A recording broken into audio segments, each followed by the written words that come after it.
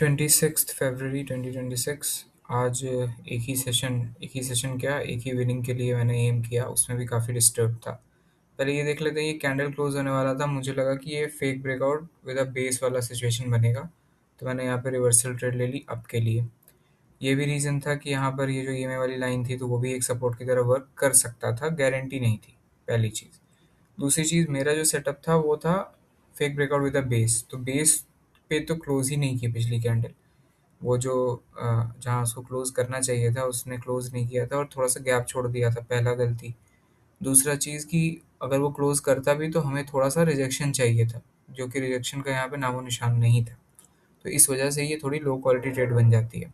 मुझे लग रहा है कि एक तो थोड़ा सा इमोशंस ऊपर नीचे थे, दूसरी वजह से जो ईएमए की line as a support work करते हुए दिखी, तो मैंने वहाँ पे एक इल्यूजन टाइप का क्रिएट हुआ कि यहाँ पे सपोर्ट है, और इसलिए मैंने आपके लिए ट्रेड ले लिया, which is a wrong trade. तो आज फिर से थोड़ा सा रूटीन डिस्टर्ब था और काफ़ी लेट में, as you can note the timing down there, काफ़ी शाम में सेशन स्टार्ट करना पड़ा मुझको। तो इमोशंस अनस्टेबल थे, मैं यूजुअली इतने शाम को स्टार्ट नहीं करता हूँ, पहले से करता हूँ। खैर, ये वाला ट्रेड लॉस हो गया। अब इस वाले ट्रेड पे आ जाते हैं। यहाँ पर लेफ्ट साइड पे एज यू कैन सी एक मतलब सेलर्स आए हुए हैं, तो यहाँ पे मेरा ये था कि मैं डाउन के लिए जाऊँगा, एम पैटर्न यहाँ पे हो सकता है। तो एक तो गलती ये कि ये जो कैंडल क्लोज हो रही है, तो पिछली कैंडल का जो 50% है, ये पिछली कैंडल का जो ग्रीन कैंडल का, बिग बिग ग्रीन कैंडल का 50%, वो इनविजिबल सपोर्ट की तरह वर्क कर सकता है, तो इसलिए भी यहाँ पे रिवर्स जा सकता था। मैंने तो एम पैटर्न समझ के उसको ले लिया।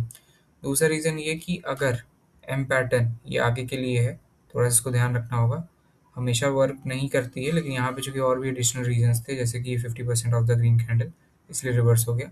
नहीं तो एक रीज़न और चेक हम लोग कर सकते हैं कि एम पैटर्न मतलब कि पीछे जो सेलर्स आए हैं, क्या वो साइजेस में वीक हुए हैं, और वहाँ पे तो वीक भी हुए हैं, प्लस फेक ब्रेकआउट वाला भी सिनेरियो है। तो उस केस में फिर थोड़ा सा चांसेस कम हो जाते हैं हमारे डाउन के लेने के लिए, मतलब अगर एम पैटर्न की फॉर्मेशन की सेटअप पे लेने के लिए। दूसरा रीज़न यहाँ पे ये ग्रीन, बड़ी ग्रीन कैंडल 50% तो था ही। तो एक तो प्रोबेबिलिटी पे डायरेक्टली डाल सकते हैं, लेकिन मैं थोड़ा सा अटेंशन वाली चीज़ पे भी डालूंगा, क्योंकि फोकस उतना नहीं बिल्ड हो पाया था, और वही out of frustration of not being able to take a trade, ये वाला ट्रेड प्लेस किया गया था। तो इस तरह से यहाँ पे भी ये लॉस हो गया। अब यहाँ पे देख सकते हैं, यहाँ पर लेफ्ट साइड में ये जो 3715 का राउंड नंबर है, वहाँ से रिजेक्शंस आ रही थी बार बार, तो मैंने यहाँ से डाउन के लिए ट्रेड ले लिया, क्योंकि बार बार रिजेक्शंस आई हैं। ये मैं दिखा देता हूँ, यहाँ से ये रेड कैंडल आई थी, इसी लेवल के नीचे थी, ये भी इसी लेवल के नीचे रखा गया था। पीछे जो एक रेड कैंडल है, उसको भी उसी लेवल के नीचे रखा गया था, एज यू कैन सी यहाँ पर पीछे तरफ।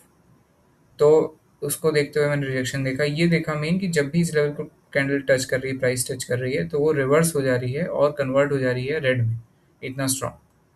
तो पीछे, जस्ट पीछे वाला प्रीवियस कैंडल जो ग्रीन आया, वो रिजेक्ट होके तो नीचे से आया था, बट फ्लैट हेड था, तो इस वजह से भी रिवर्सल के चांसेस थे। नीचे से नया लो लग चुका था, इसलिए भी थे, और इस पर्टिकुलर स्टार्टिंग अभी इस कैंडल में प्राइस पहले ऊपर आ गई थी, तो इसलिए भी नीचे जाने के चांसेस थे। तो इसलिए थोड़ा डिस्टर्ब रहा चीज़, रूटीन, इस वजह से मैंने सिर्फ एक विनिंग के लिए ट्रेड किया, और वो भी मुश्किल से ही सब कुछ हो पाया। दो ट्रेड बहुत ही ख़राब लगे थे, बट खैर ये वाला विन हो गया, तो बस मैं मार्केट से इस समय फिर बाहर आ गया।